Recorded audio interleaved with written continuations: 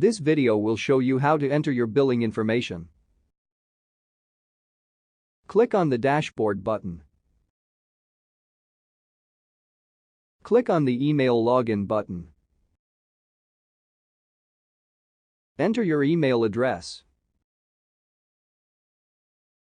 Click on the Send Sign in Email button.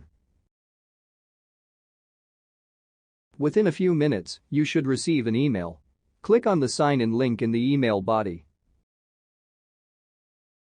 Click on the Account Settings tab. Click on the Billing Settings button.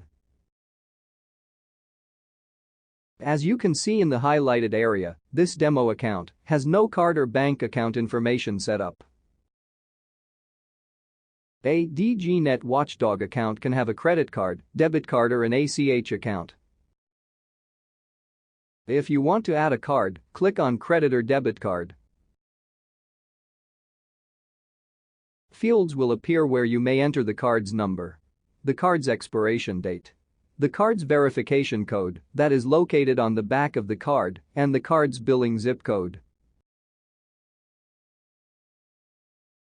Once you've entered the card's information, press the Submit Information button. You can see the card information now shows up under Available Cards. If you want to add an ACH billing method, click on Automated Clearing House. Select the account type. For most countries, both individual and company require the same information. Select the country. Select the currency DGnet Watchdog should use when requesting funds from this account.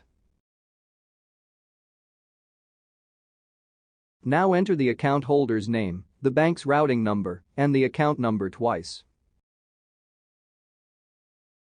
Click on the Submit Information button.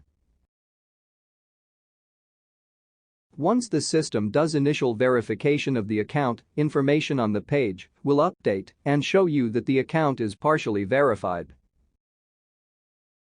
Within a few business days, 2 small deposits will be made to the bank account you entered to verify it. These will come from DGnet Watchdog.